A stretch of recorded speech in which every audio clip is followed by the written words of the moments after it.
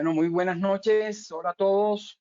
Pues primero que todo, muchísimas gracias por estar aquí con nosotros, por reservar este tiempo para escuchar lo que tenemos que decirle. Pues quiero agradecer inicialmente a Laboratorios Axon Pharma de Colombia, quien me invitó para dictar esta charla, y también a la Sociedad Colombiana de Pediatría, quien muy gentilmente nos dio el espacio para realizar este evento. Pues nada, vamos al grano, como dijo el dermatólogo, y de entrada vamos a comenzar aquí a compartir la presentación. Perfecto. Entonces, este es el tema del cual vamos a hablar. Es el estado del arte del uso de los probióticos en la diarrea asociada a antibióticos. Pues primero que todo me presento. Mi nombre es Iván Francisco Pérez Herrera. Yo, antes que nada, me defino como un seguidor de Jesucristo. Soy médico pediatra hace aproximadamente unos 22 años. Soy CEO y director médico de Pediahome y Erlobionte. Eh, Hice una maestría de microbiota humana, probióticos y prebióticos en la Universidad Europea de Madrid. Fui coordinador y docente del Diplomado de Microbiota Humana de la Universidad de los Andes. Fui presidente de la Asociación Colombiana de Probióticos y Prebióticos y soy miembro de la Sociedad Española y la Sociedad Iberoamericana de Microbiota, Probióticos y Prebióticos. No siendo más, pues arranquemos. Ok, perfecto. Entonces, en cuanto a declaración de conflicto de intereses, pues todo lo que ustedes van a observar acá en esta charla es extraído de la literatura más frecuente referente al tema en las revistas indexadas y con mayor tiraje en todo el mundo referente al tema de la microbiota. Yo fui contratado por la industria farmacéutica para dictar esta charla y todo lo contenido acá está extraído de esta información científica y es responsabilidad mía. Y he tenido contrato con estas compañías que ustedes ven aquí en el último año para dictar este tipo de charlas. ¿Ok? Ok, entonces hablemos un poco de la historia. Este tema de los probióticos y la microbiota humana data del año 9000 antes de Cristo, cuando las personas pasaron de ser eh, cazadoras a establecerse y ser sedentarias, dejaron del nomadismo, fueron sedentarias, se dedicaron a la agricultura y siendo agricultores comenzaron a recoger el fruto de lo que sembraba y a fermentar la cosecha de estos frutos y descubrieron la cerveza. La cerveza es una de las principales y primeras bebidas fermentadas que contenían probióticos. Posteriormente, hacia el año 400 a 300 antes de Cristo, el padre de la medicina, el sabio Hipócrates, nos dijo que todas las enfermedades provenían del intestino.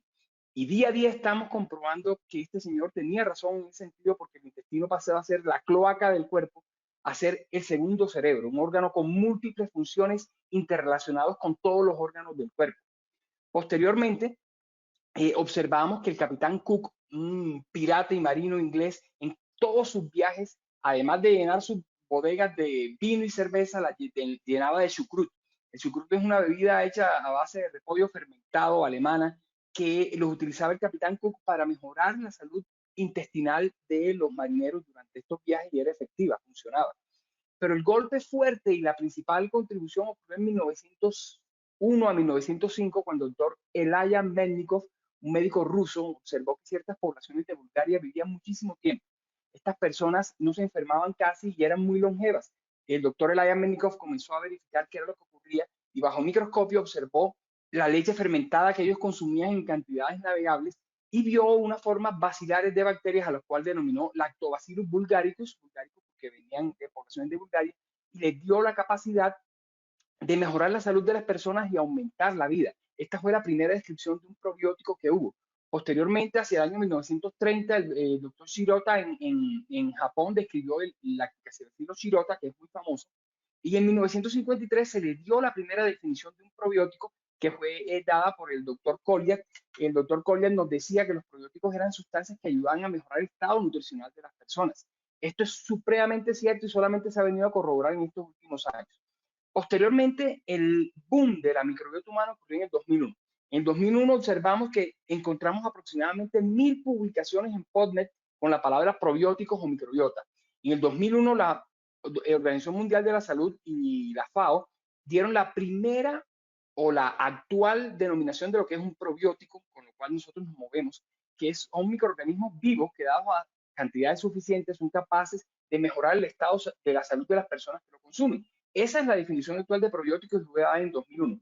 En el 2001, el doctor Joshua Lederberg, como lo vamos a ver más adelante, hizo la distinción entre microbiota y microbioma. Y en el 2001 se creó la IPA, que es la Asociación Internacional de Probióticos, que es el ente encargado, existen varios, pero este es el principal, de regir todo lo referente a este tema. Algunos datos acerca de la microbiota. Hay más de 100 trillones de bacterias en nuestro cuerpo. Más del 95% de estas bacterias están localizadas en nuestro tracto gastrointestinal. Existen más bacterias en nuestro cuerpo que estrellas en la Vía Láctea. Existen 150 genes bacterianos por cada gen humano. O sea, nosotros, una persona normal tiene entre 20.000 y 30.000 genes. Nosotros tenemos más o menos 3 millones de genes bacterianos en nuestro cuerpo. El 90% de todas las enfermedades que existen tienen alguna relación casual o causal con disbiosis de la microbiota intestinal y de otras partes del cuerpo. Podemos decir que existen más o menos 5 veces más virus que bacterias. Y todos estos datos que yo les estaba hablando anteriormente son exclusivamente de bacterias. Así que imagínense cuando hablamos de virus. Si cogemos una bacteria de un ser humano y la colocamos una tras de otra, le podemos dar 2 vueltas y media a la Tierra. Si nosotros nos pesáramos sin las bacterias que tenemos en nuestro cuerpo, pesáramos 2 kilos menos. Si bacterias, hongos, parásitos. Y cada microbiota es una huella dactilar. No hay ninguna microbiota exactamente igual entre una persona y otra. ¿Ok? Pero hay que saber diferenciar. Cuando nosotros hablamos de microbiota, en la actualidad estamos haciendo referencia única y exclusivamente a las bacterias. De hecho, el término real debería ser bacteriobiota. ¿Y por qué razón? Porque no existen solamente bacterias en nuestro cuerpo, existen virus, hongos, fagos, arqueas, protozoos, parásitos. Por tal razón también existe virioma o fagoma, micobioma, que es la carga de hongos, protistoma, que es la carga de protistas, ¿sí? Y también hay que definir el término microbiota y diferenciarlo de microbioma. La microbiota es el sistema microbiológico complejo responsable de la salud del huésped en una interrelación íntima con el sistema inmune. Pero la microbioma es algo diferente, ¿sí? La microbiota entonces vemos que es simplemente el conjunto de estos microorganismos. Y microbioma son todos los factores bióticos y abióticos en el cual se encuentran inmersos estos microorganismos. Entonces, microbioma es un término más amplio porque es la microbiota afectada por sus factores externos, y esa definición la dio el doctor Joshua Lederberg, que era el que veíamos en la imagen anterior. Como les comentaba, no existen solamente bacterias, existen también virus. Por ejemplo, en esta revisión donde participó un coterráneo nuestro, el doctor Guillermo Gutiérrez de Piñeres, se describió la base de fagoma más grande en la actualidad. Se descubrió un nuevo clade de fagomas y todas las funciones que tienen estos fagomas sobre nuestra bacteriobiota. Y como vimos anteriormente, existen 5 veces más virus en nuestro cuerpo que bacterias. Entonces, tenemos que tenerlo en cuenta y no podemos dejarla atrás ni aparte. En este otro lado de acá observamos el papel importante que juega nuestra micobioma. O sea, los hongos de nuestro cuerpo tienen todas las funciones que tienen las mismas bacterias o bacteriobiota o microbiota sobre nuestro organismo. Metabolizan alimentos, modulan el sistema inmune, son capaces de producir metabolitos a favor o en contra nuestra, se relacionan con aparición de enfermedades. Entonces, el fagoma y el micobioma también son importantes en la salud de las personas. ¿Qué influye en el desarrollo de la microbiota o microbioma de las personas? Pues desde que la madre está embarazada, y es un asunto que se está discutiendo si hay microbiota en el feto, pero yo soy de los creyentes que sí, porque todos los artículos apuntan a esto.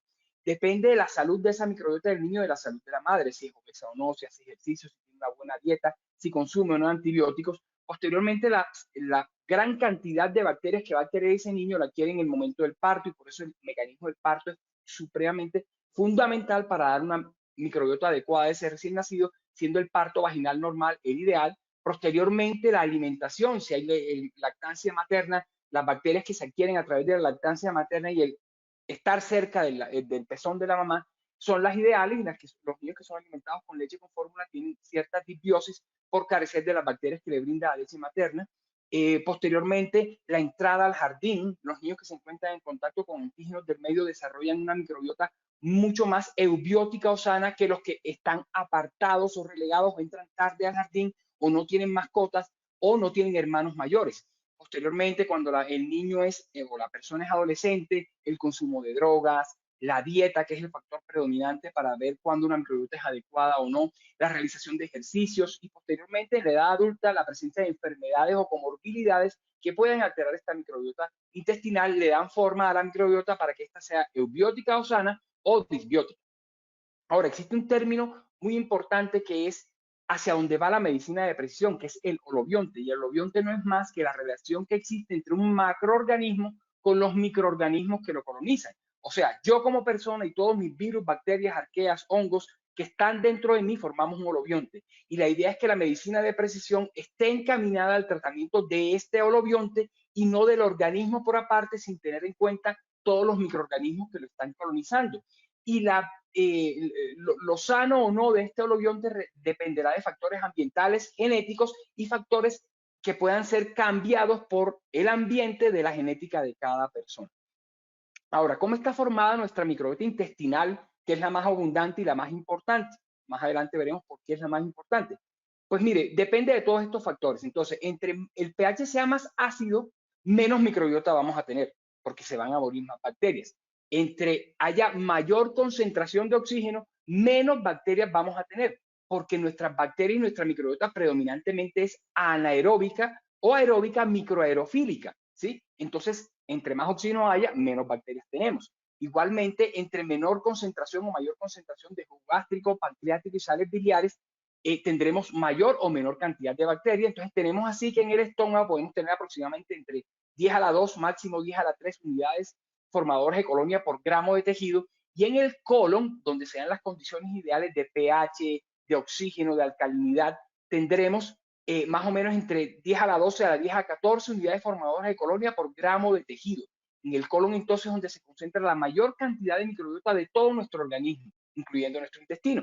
Es importante saber que todas las bacterias que nosotros tenemos en nuestro intestino están regidas bajo esta clasificación taxonómica que comienza en lo más grande, que es el reino, y termina en lo más pequeño, que es el filo. Entonces tenemos un ejemplo clásico, por ejemplo, el Saccharomyces boulardii, que nosotros conocemos comúnmente. El género es Saccharomyces, la especie es Boulardii y la cepa es CNCMI 745. ¿Qué quiere decir esto?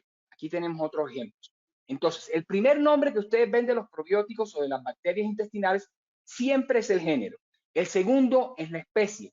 Y el tercero, que en el caso de este Lactobacillus rhamnosus GG, por ejemplo, es el GG, es también este ATCC 53103, corresponde a la denominación del banco donde se depositó la cepa y el número que se le asignó. Por ejemplo, el ATCC es colección de cultivos tipo americana. El CNCMI es colección nacional de microorganismos. Por ejemplo, este banco, el CNCMI, corresponde a los microorganismos depositados en el Instituto Pasteur de Francia. Todo lo que ustedes vean con eso es del Instituto Pasteur y los que vean con el ATCC son americanos. ¿Ok? Entonces es importante que ustedes tengan esto claro porque todas las funciones de los probióticos son cepa dependientes. ¿Qué quiere decir eso? Que aunque el nombre, que es el género, el apellido, que es la especie, sea igual, el beneficio atribuible a ese probiótico lo está dado solamente por el segundo apellido, por este CNMI 745 y los estudios que han favorecido a esta cepa para determinadas funciones son exclusivos de esa cepa. No se pueden extrapolar a ninguna otra cepa. Eso es supremamente importante. Ahora, nuestra microbiota está compuesto a nivel de filo, que es lo más grande, por todos estos filos que ustedes ven ahí. Pero el 80% de los filos que nosotros tenemos en nuestro cuerpo cuando somos adultos son firmicutes y bacteroidetes.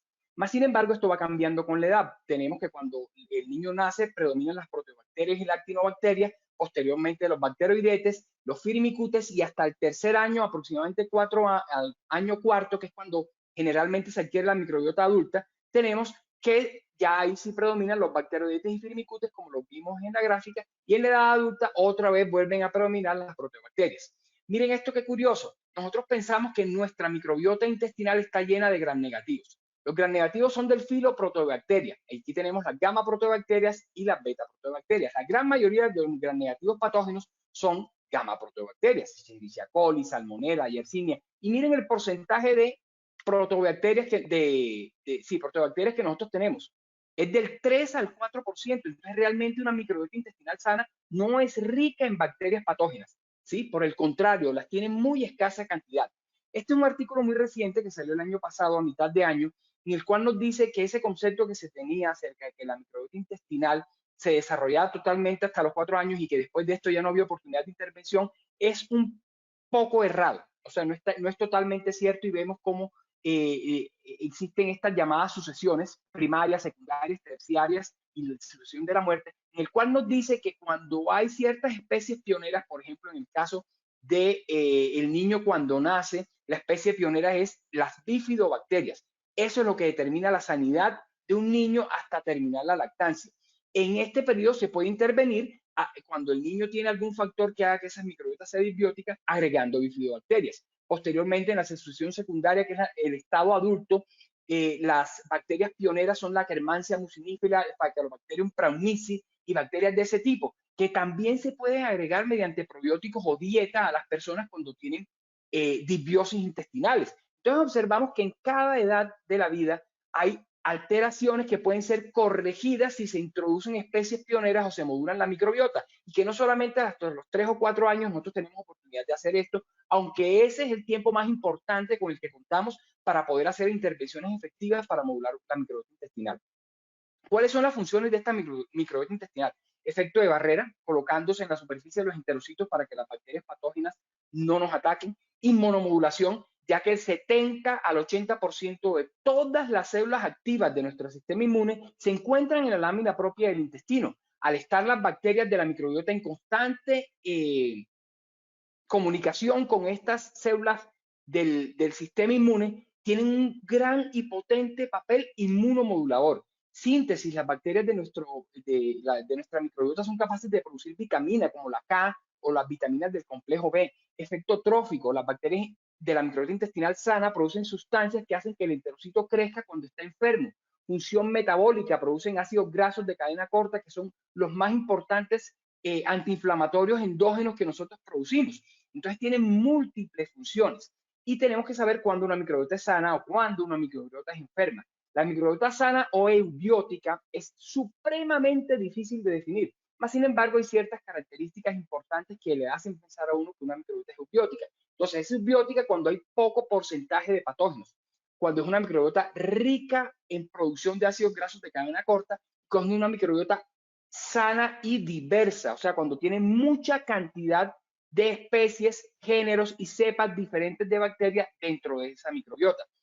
Este es un estudio muy bonito que también salió publicado a mediados del año pasado en una población de Países Bajos, donde nos dice qué bacterias son típicas de ciertas enfermedades, ¿sí? Enfermedades neurológicas, gastrointestinales, cardiometabólicas, y qué bacterias son típicas de pacientes sanos o bacterias que hacen una microbiota eubiótica.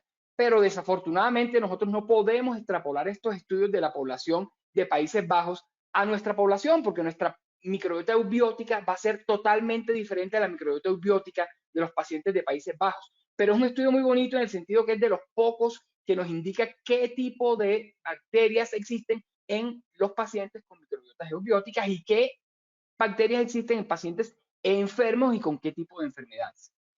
Entonces, ¿qué es la disbiosis? ¿Qué es cuando una microbiota está enferma? El concepto inicial o anterior era que una microbiota disbiótica era aquella en la cual había una alteración en la configuración estructural o funcional de los componentes de esa microbiota que se expresaba como enfermedad o patología en el huésped que la poseía. Mas, sin embargo, esto ha cambiado en el tiempo y de hace 1 año y medio hacia acá se viene hablando de resiliencia.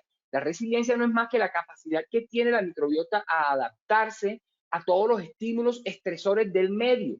Entonces, una microbiota es más sana entre más resiliente es. ¿Qué significa eso? Que al recibir el estímulo estresor, como lo vemos acá en rojo, esta microbiota se adapta a ese estímulo y se recupera prontamente. Eso es una microbiota sana. Y esta resiliencia, está dada básicamente por la presencia de ciertas especies pioneras que son capaces de mantener una comunicación adecuada entre todas las bacterias de esa microbiota.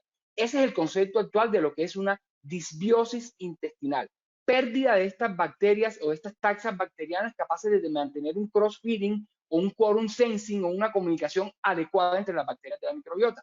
Y esto es un concepto más bien antiguo, pero que sirve a manera didáctica para saber cuáles son las causas de disbiosis. Entonces tenemos disbiosis por putrefacción, que es típica de los pacientes que consumen muchas proteínas por fermentación, que es típica de pacientes que consumen muchos azúcares simples, sensibilización de la flora intestinal, que es típica de estos pacientes que tienen enfermedades autoinmunes, y la disbiosis que nos corresponde a nosotros el día de hoy, que es aquella que se debe a alteraciones cualitativas o cuantitativas de la microbiota intestinal, que es la producida por medicamentos como los antibióticos o los inhibidores de la bomba de protones.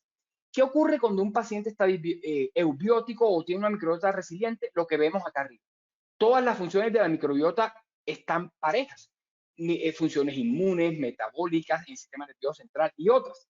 Pero cuando la microbiota se enfrenta a un estrés y se vuelve disbiótica, miren que algunas funciones bajan mucho. Por ejemplo, la producción de ácidos grasos de cadena corta, la función de barrera intestinal, la sensación de saciedad disminuye, y quedan otras que permanecen iguales, como por ejemplo el depósito de energía.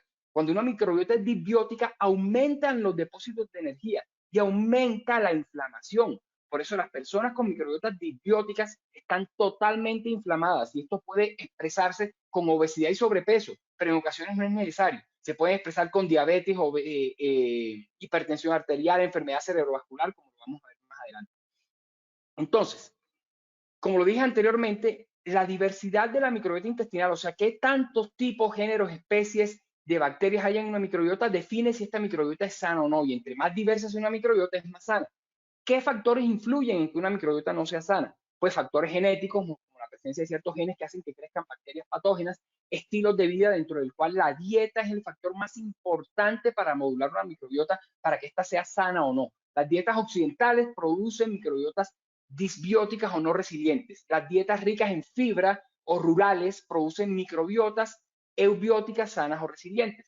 Las colonizaciones tempranas, si el paciente recibió antibiótico la madre, si fue una madre enferma, si fue hospitalizado al nacimiento, si recibió antibiótico en la unidad neonatal. Y lo que nos corresponde a nosotros, la administración de antibióticos, que es uno de los factores más potentes de disbiosis intestinal, y la denominada hipótesis de la higiene, que la vamos a ver ahora más adelante.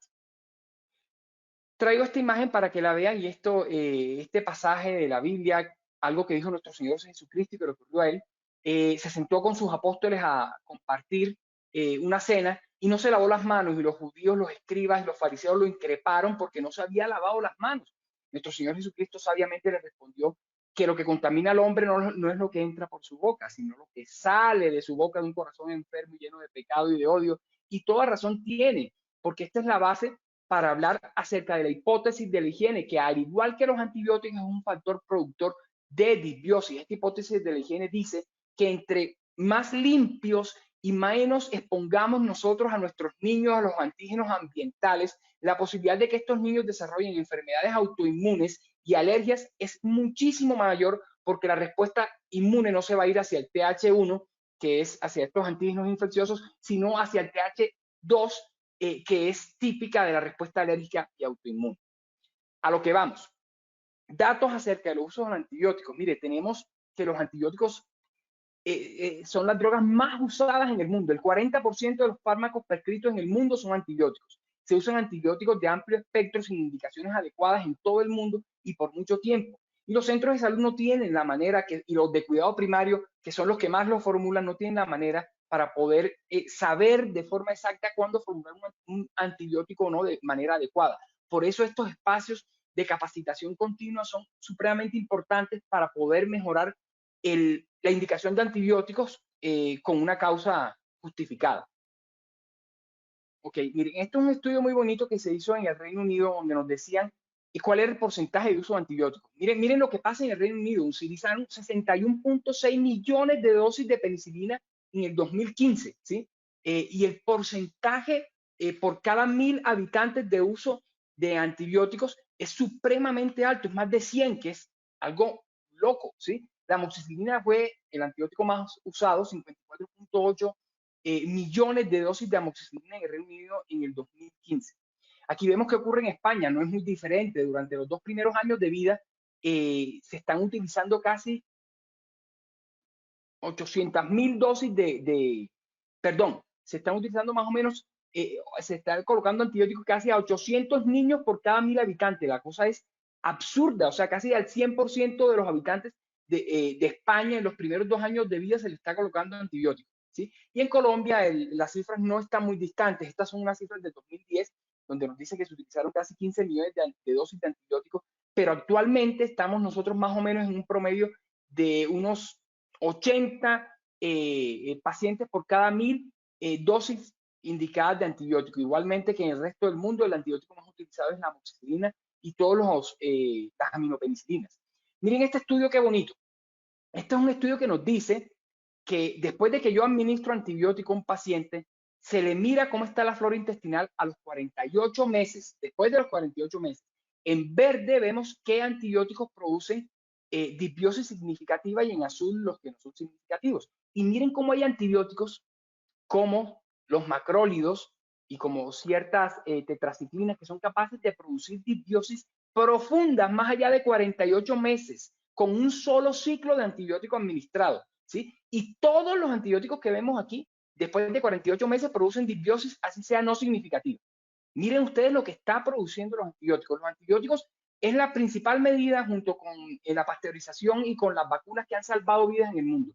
Yo no estoy haciendo apología al no uso de antibióticos, sin embargo sí estoy haciendo un llamado a la conciencia que seamos certeros cuando vayamos a utilizar antibióticos y nos llenemos de razones para no usarlos, ¿sí? Que cuando los vayamos a usar es porque estemos total y absolutamente seguros. Miren lo que hacen los antibióticos en nuestra microbiota. Esto es importante. Miren lo que pasa con ciertos tipos de bacterias después de que usamos antibióticos. Por ejemplo, en esta, que son bacterias patógenas, estas crecen principalmente eubacterias rectales, el que está en rojito, que es el Clostridium leptum, y este moradito, que es el Bifidobacterium longum. Esas bacterias crecen después de que se usan antibióticos. Los oportunistas también crecen Escherichia coli en una forma bárbara después de que yo utilizo antibióticos. Nuevos colonizadores, todas las cepas de Clostridium, del género Clostridium, crecen cuando yo utilizo antibióticos, y estas cepas que ustedes, estos géneros y especies que ustedes ven acá, se pierden totalmente después de un ciclo de antibióticos, y hay bacterias tan importantes como el Eubacterium, como el Bifidobacterium angulatum o como el Methanobrevibacter smithii, que son bacterias que son muy buenas para nuestra salud, y después de un ciclo de antibióticos no las recuperamos, se pierden totalmente. ¿Ok? No. Este es otro estudio muy bonito. Miren, este estudio lo que hicieron es publicado en el 2021, es que cogieron niños recién nacidos, los cuales las madres habían recibido antibiótico 2 días antes del parto, o que los niños fueron hospitalizados y recibieron antibiótico en los primeros días de vida, y vieron su peso, hombres y mujeres, y observaron que en las mujeres no pasaba nada en cuanto al peso de los niños cuando recibieron antibiótico, pero en los hombres, cuando recibieron antibiótico en el momento del nacimiento o pocos días antes de nacer, el peso después de 43 días se bajó hasta 2 desviaciones estándar. O sea, el uso de antibióticos en recién nacidos produce niños o lactantes menores de bajo peso por el uso de antibióticos. Pero estos mismos niños lo siguieron cuando ya eran adolescentes, ¿sí? Y en ellos observaron que los niños, tanto hombres como mujeres que recibieron antibióticos cuando ya eran adolescentes, tenían en su gran mayoría sobrepeso u obesidad. Entonces, el uso de antibiótico en el momento antes de nacer o durante los primeros días del nacimiento se asocia con bajo peso en el periodo natal y con obesidad en la edad adulta o en la adolescencia. Miren cómo vamos. Ahora, en este estudio nos está mostrando qué ocurre con la patología mental en niños que recibieron antibióticos los primeros días de vida. Fueron estudios retrospectivos y se observó que alteraciones cognitivas fueron asociados en aquellos pacientes que recibieron antibióticos los primeros días de vida. O sea, no solamente produce enfermedades metabólicas, sino también enfermedades mentales y conductuales. Este estudio muy bonito nos hace un resumen de qué patologías actualmente se asocian con el uso de antibióticos en edad temprana: alergia, Alzheimer, autismo, alteraciones óseas, enfermedades cardiovasculares, cáncer de colon, enfermedades depresivas, epilepsias, enfermedades renales, hepáticas, obesidad, enfermedad de Parkinson, y la lista es más grande. La recorté porque pues, no había mucho tiempo. En este estudio que fue realizado en la Clínica Mayo, es muy, muy, muy bonito. Lo que hicieron fue verificar qué pasaba cuando los pacientes recibían antibióticos en cuanto a la incidencia de enfermedades metabólicas, inmunes y alérgicas. Y observaron cosas muy importantes, como pueden ver ustedes acá, que aumenta importantemente. Y miren todos estos eventos que se presentaron cuando se utilizaba antibióticos, ¿sí? De 1176, 2567 obesidad, por ejemplo, ¿sí? Y tienen una gráfica aún más bonita, que es esta que sigue acá. En esta lo que nos muestran es qué pasaba cuando utilizaba un ciclo antibiótico, 2 ciclos antibióticos o más, o hasta 5, con la incidencia de esas enfermedades. Y, por ejemplo, vemos que cuando una mujer, una niña, utilizaba antibióticos antes de los 2 primeros años de vida, un solo ciclo aumentaba 8 veces el riesgo de tener enfermedad celíaca. Y si lo utilizaba antibióticos más de 5 ciclos, esa enfermedad celíaca aumentaba el riesgo en 12.32 veces, ¿sí? ¿Y qué antibióticos se asociaban con eso? Principalmente las penicilinas, ¿sí? Pero también otros antibióticos, como vemos acá, como las cefalosporinas, aumentando el riesgo de alergias alimentarias y de autismo. Entonces, por favor, tengan en cuenta todo lo que produce un antibiótico, bien o mal mandado.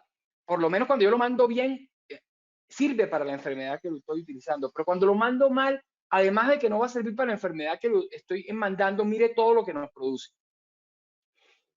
Miren este estudio muy bonito, es un metaanálisis con revisión sistemática que nos muestra cuando utilizo antibióticos, no solo antibióticos, sino inhibidores de bomba de protones y bloqueadores de los receptores de histamina tipo 2, ¿qué pasa en la edad, cuando los doy en la edad pediátrica? Aumenta de manera considerable el riesgo de obesidad y de sobrepeso. Otro estudio que nos está hablando de esto con metaanálisis de revisión sistemática. ¿Ok?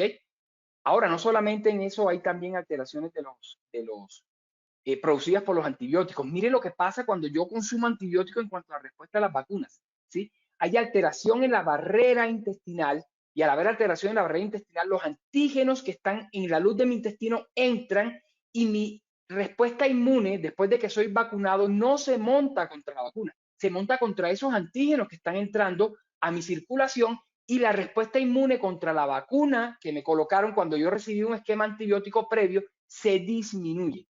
Por eso es que es importante no colocar vacunación a los niños cuando han estado enfermos y han recibido antibióticos en un tiempo muy corto entre que se enfermaron y recibieron el antibiótico y la colocación de la vacuna.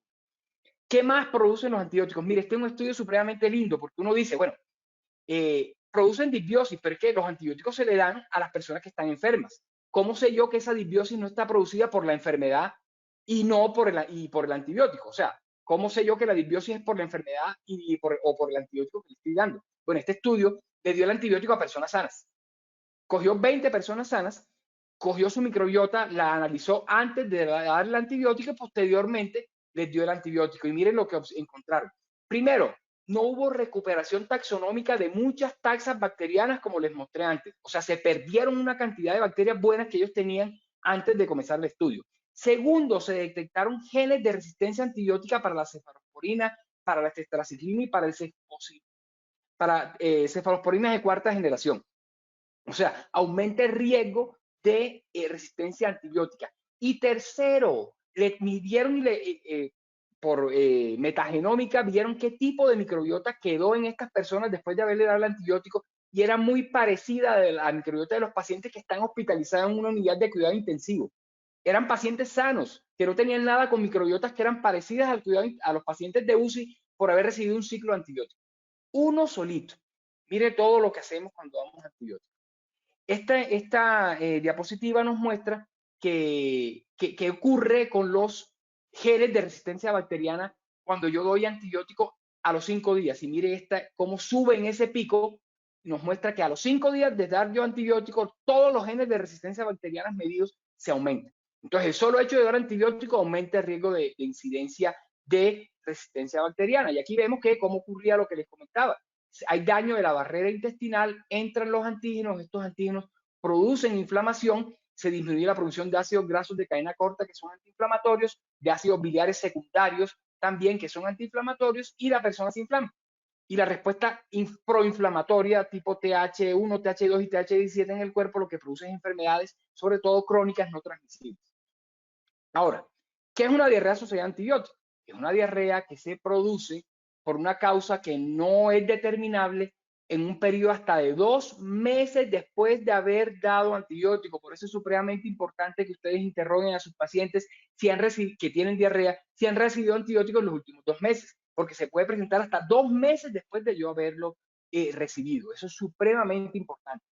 Este estudio nos muestra cuáles son los factores de riesgo para que yo o un niño sufra diarrea asociada a antibióticos. Entonces, edades mayores de 65 años o menores de 3 años, ¿sí? Pacientes hospitalizados o que tengan catéteres, antecedentes de diarrea asociada a antibióticos. Por eso hay que preguntar en una persona con diarrea no solamente si recibió antibióticos en los últimos 2 meses, sino si ha tenido diagnóstico de diarrea asociada a antibióticos anteriormente, ¿sí? Todos estos son, y depende de cada antibiótico. Por ejemplo, vemos aquí que el 18% de incidencia cuando los que recibieron antibióticos tenían menos de 2 años, ¿sí? Y que tenían 23% de incidencia cuando esos antibióticos fueron aminopenicilinas. Como vemos aquí, amoxicilina clavulonato nos puede producir de 10 a 25% de diarrea asociada a antibióticos y estas frecuencias varían según el estudio. Pero lo importante en esta diapositiva es que los que más producen diarrea asociada a antibióticos son los anaerobicidas. ¿Por qué razón? Porque la gran mayoría de nuestro microbiota es anaerobia y que las tasas de diarrea asociada a antibióticos son exactamente iguales cuando el antibiótico se toma o cuando se coloca endovenoso. No hay diferencia. Entonces es importante esto porque la diarrea asociada a antibióticos es una de las principales causas de diarrea en pacientes hospitalizados, como lo vemos en este estudio que se publica acá. Cuando un paciente hospitalizado le comienza a usted con diarrea, piense primero en diarrea asociada a antibióticos, de entrada, porque es la causa más frecuente y está demostrado.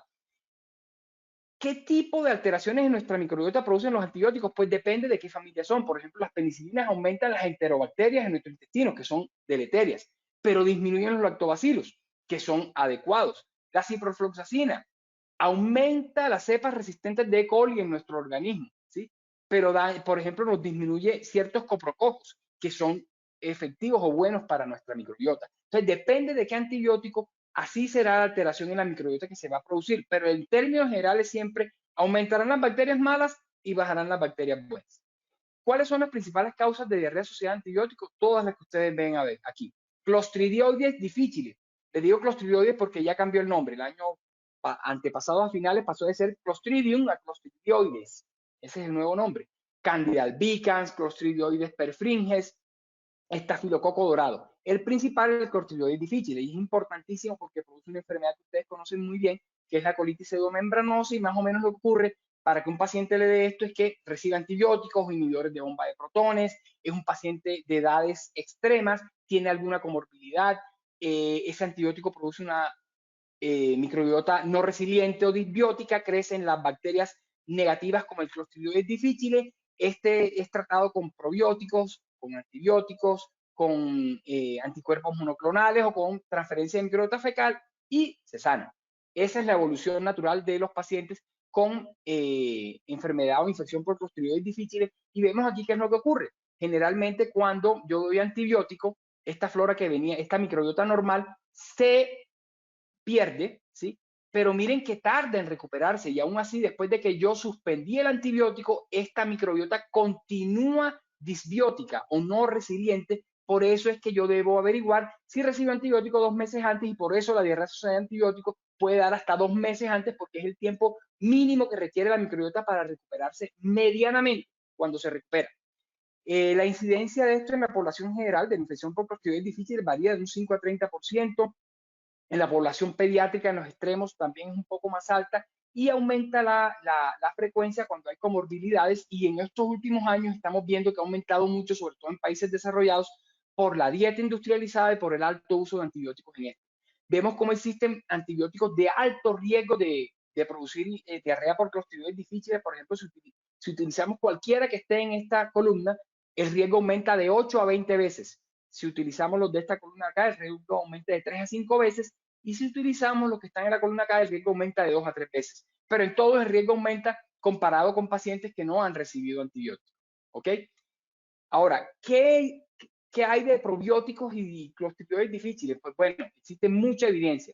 Los probióticos, como les dije, son microorganismos vivos que, dado a concentraciones adecuadas, son capaces de producir un estado benéfico en la salud de la persona que los toma y actúan de diferentes maneras. Los probióticos son los ovalitos, ellos se pueden colocar en la superficie del enterocito para evitar que se peguen las bacterias negativas, pueden inducir al enterocito a producir sustancias que repelan a las bacterias pueden mejorar la calidad de las mucinas que construyen el moco intestinal para que las bacterias no entren, pueden inducir al enterocito a producir sustancias que se denominan péptidos antibacterianos para que maten a las bacterias, o esos mismos probióticos pueden producir sustancias que se denominan bacteriocinas que son capaces de matar a la bacteria. Pero la función más importante de los probióticos, y que a mí más me encanta, es que son capaces de producir en la lámina propia del intestino una respuesta inmune adecuada en intensidad y tiempo para que la persona esté en un estado proinflamatorio o antiinflamatorio. ¿Ok? Existen muchos estudios del uso de probióticos en diarrea asociada a antibióticos. Por ejemplo, en este estudio que fue publicado en 2020 nos muestra, fue un metaanálisis con revisión sistemática con 36 RCT, nos muestra que los probióticos, ciertos grupos son capaces de disminuir la diarrea asociada a antibióticos en un 38%, ¿sí? Que la duración del tratamiento, pues todavía no se sabe si debe ser solamente durante el tiempo de antibióticos, pero que la sugerencia es que sea algunos días o semanas más después de haber suspendido el antibiótico. Este metaanálisis también señalo aquí y resalto el estudio hecho por la doctora Lynn McFarland, donde nos habla del Saccharomyces boulardii, y lo resalto porque es el único que demostró que además de disminuir la diarrea asociada a antibiótico cuando se usa, disminuye también la infección por Clostridioides difficile. Todos los demás RCT que están ahí anotados disminuyen la diarrea asociada a antibióticos, son con otras cepas, con otros géneros y especies, pero el único género, especie y cepa que disminuye la infección por Clostridioides difficile es el Saccharomyces boulardii CNSMI 745. Lo comprueba en ese estudio la doctora Lynn McFarland. El Saccharomyces boulardii es una levadura que fue descubierta por el doctor Henry Boulardii hacia 1923, está cumpliendo este año 100 años, que fue catalogado inicialmente como Saccharomyces cerevisiae porque tenía ciertas características morfológicas y funcionales parecidas, pero posteriormente se descubrió que era otra género diferente y se denominó Boulardii por el doctor Henry Boulardii. Se descubrió que crecía muy bien a 37 grados, lo que no hacía el cerevisiae, y que tenía ciertas características metabólicas diferentes. ¿Cómo actúa el Saccharomyces boulardii? Mire, tiene todos estos mecanismos de acción. Es capaz de producir sustancias que atacan las toxinas del Clostridioides difficile. Tiene efectos antimicrobianos porque produce bacteriocinas contra el Clostridioides difficile. Es capaz de producir modulación metabólica aumentando la producción de ácidos grasos de cadena corta, que como les comenté, son sustancias, principalmente el butirato, que tienen un alto potencial antiinflamatorio. Tienen un efecto trófico, son capaces de coger el enterocito que está aplanado, dañado, y hacerlo crecer rápidamente para que el paciente se recupere de esta diarrea. También tiene la capacidad de tomar los ácidos biliares primarios y convertirlos en secundarios. ¿Y esto por qué es importante? Porque los ácidos biliares secundarios bloquean el paso del Clostridioides difficile de su fase de espora a su fase vegetativa. Y si lo deja en espora, pues el Clostridioides difficile no tiene ninguna patogenicidad. Entonces, el Saccharomyces boulardii, a diferencia de otras probióticos, tiene esa capacidad de bloquear el paso de espora a forma vegetativa. También es capaz, en este estudio se mostró, miren, en este cuadro de acá es un intestino normal, y el B y el C son intestinos que fueron atacados por el antibiótico. Y el D es después de que se utiliza Saccharomyces boulardii. Entonces, ayuda a una recuperación de la histología intestinal de una manera mucho más rápida. Aquí la doctora Lynn McFarland también en este estudio, que es un estudio publicado recientemente, nos muestra que fue un metaanálisis con reacción sistemática. Miren dónde está el diamante y miren cuál es el peso de la evidencia. El mayor peso lo tiene Saccharomyces boulardii con 38.3 de todos los probióticos que estudiaron para prevenir la diarrea asociada a antibióticos. Aquí nos muestra cómo cuando yo utilizo Saccharomyces boulardii se disminuye en un 53% la posibilidad de que yo tenga diarrea asociada a antibióticos, tanto en niños como en adultos. 53%, ¿ok? Y por último, pues les muestro esto, que es las últimas guías de la Asociación Mundial de Gastroenterología, que reúne más de 150 asociaciones mundiales nacionales de gastroenterología, y es el ente que rige la gastroenterología en el mundo. Esta guía salió en febrero de 2023 y nos dice, como lo vemos acá, que el Saccharomyces boulardii tiene un nivel de evidencia 1 para la prevención de diarrea asociada a antibióticos, pero también la tiene para la prevención de infección por Clostridium difficile, los Clostridioides difficile, cosa que no tiene ningún otro probiótico en el mercado. Les muestro este estudio que fue realizado en el INSERM del Instituto Pasteur de Francia, Miren esto, ellos cogieron todos los probióticos o la gran mayoría de probióticos comerciales que se utilizan con mucha frecuencia y le hicieron antibiogramas para mirar a ver cuáles eran resistentes a qué antibióticos que se utilizaran con frecuencia también para las infecciones más frecuentes. Entonces, todo lo que está en rojo significa que este probiótico es sensible a lo que está en rojo. Y miren esto, todos estos probióticos, la gran mayoría son sensibles a los antibióticos que nosotros utilizamos para las patologías frecuentes en nuestro consultorio. Pero miren este de acá abajo, el último, que está todo en blanco. Aquí. Este es el Saccharomyces boulardii NSMI 745. El Saccharomyces boulardii NSMI 745 no es sensible a ningún antibiótico. La principal razón, ¿cuál es? Que es una levadura, es un hongo. Entonces, los antibióticos que nosotros usamos comúnmente para atacar las bacterias no le va a hacer daño. ¿Okay? ¿Cuáles son las alternativas para el futuro si seguimos utilizando antibióticos de esta manera? Pues utilizar fagos, virus que maten a las bacterias para reemplazar los antibióticos, o virus que cambien el perfil metabólico de las bacterias para que no nos hagan tanto daño. Utilizar las bacteriocinas, que son los antibióticos producidos por los probióticos, para matar a los antibióticos. Utilizar probióticos porque, como nos dimos cuenta, ellos mismos producen sustancias que maten a las bacterias. Transferencia de microbiota fecal, porque ya no se llama trasplante, sobre todo en casos de recurrencia de infección por Clostridioides difficile y uso de anticuerpos monoclonales. Y miren esta perlita que les traigo. Esto es un artículo que salió hace 2 meses, publicado por JAMA. Esto es un artículo que cogió un consorcio de clostridioides y los de más o menos 8, y que se llama BE303, y cogió pacientes y se los dio a pacientes que tenían infecciones recurrentes por Clostridioides difficile, ¿sí? Y comparó al que se lo daba, al que le daba dosis baja y al que le daba dosis alta.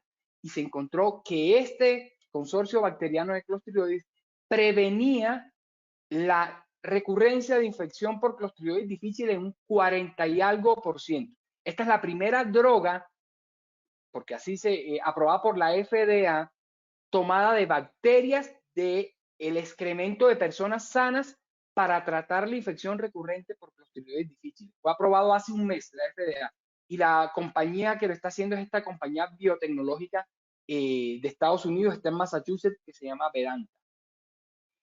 A manera de conclusión, entonces nuestra microbiota debe ser cuidada por nosotros para que ella cuide de nosotros. Siempre hay que pensar en el diagnóstico de diarrea asociada a antibióticos, y hay que buscar el antecedente de uso de antibióticos 2 meses antes.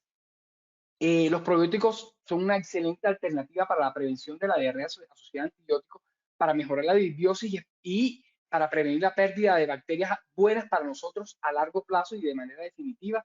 Los que han mostrado mayor nivel de evidencia según la Organización Mundial de Gastroenterología son el Saccharomyces boulardii CNSMI 745 y el Lactobacillus rhamnosus GG, pero tienen que tener en cuenta a la hora de elegir cualquiera de estos dos que si yo doy un probiótico bacteriano, como lo es el Lactobacillus rhamnosus GG, le doy un antibiótico, es muy posible que ese Lactobacillus rhamnosus GG se muera con el antibiótico que le estoy dando y no funcione.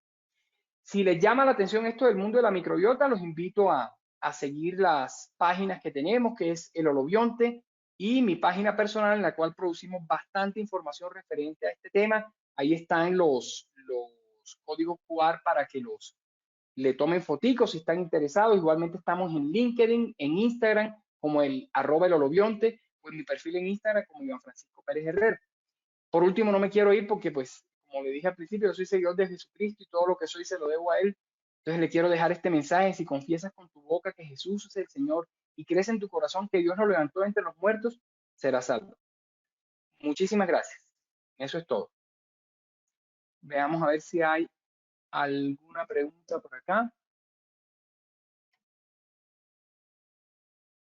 Ok.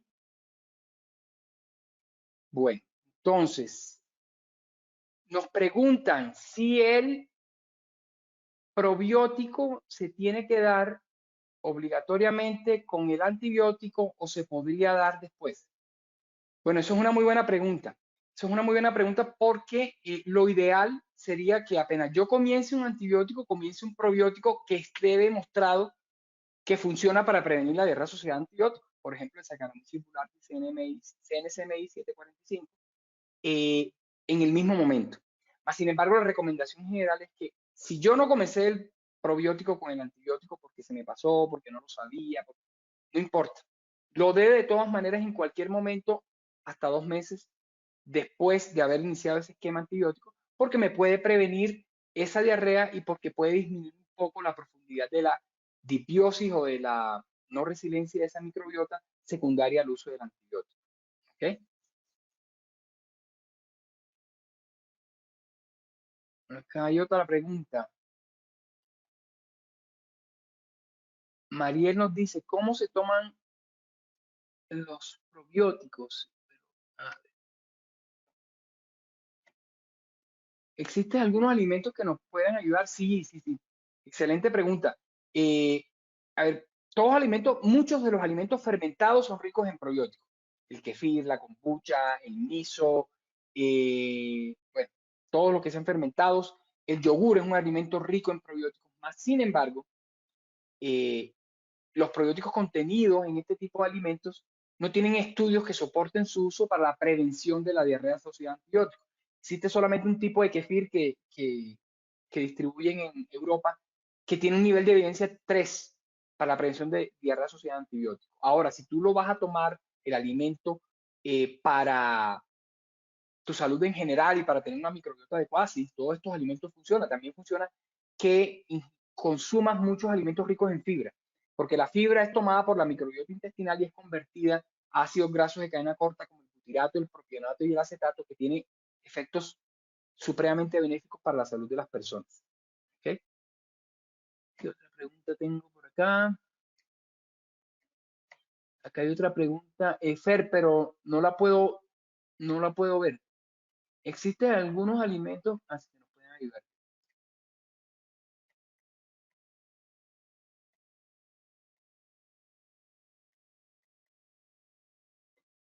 No sé si tengan alguna otra pregunta. Si no hay más, Sí, eso doctor. sería. Hay dos preguntas más. A Una, ver, ¿cómo se toman los probióticos? ok. A ver, mire, la recomendación para el consumo de probióticos es la siguiente. Lo primero que deben hacer es determinar para qué quieres tomar el probiótico, porque no todos los probióticos sirven para todo. Si tú tienes una patología específica para la cual tú quieres consumir un probiótico, hay que verificar cuáles son los probióticos que tienes en el mercado. Y posteriormente de esos probióticos que tienen en el mercado, verificar en las tablas de la Organización Mundial de Gastroenterología cuál es el nivel de evidencia que existe para esa cepa que tú vas a consumir para la enfermedad que quieres consumirlo, para saber si te va a funcionar. O sea, yo no puedo decir, yo quiero tomarme un probiótico para mejorar mis defensas, voy a la farmacia, me entregan cualquier probiótico y me lo tomo y eso va a mejorar mis defensas. No. Hay probióticos que han sido estudiados para mejorar las defensas a unas concentraciones de unidades formadoras de colonias determinadas y esos son los probióticos que sirven para mejorar las defensas. Entonces, la respuesta a cómo tomar los probióticos sería que tú determinaras para qué los quieres y que verificaras cuál es el nivel de evidencia de ese probiótico que te quieres tomar para esa patología para la cual lo vas a usar. ¿Ok? Doctor, acá tenemos otra pregunta. ¿Existe algún probiótico que podamos tomar profilácticamente? Ok. Pues mira, profilácticamente, si estamos haciendo referencia, por ejemplo, para prevenir infecciones, existe en la guía de la WHO un aparte específico para probióticos para prevenir infecciones de niños que asisten a guardería. Si yo quiero prevenir que a un paciente mío le den infecciones cuando asisten a guarderías, existe un probiótico que sirve para eso.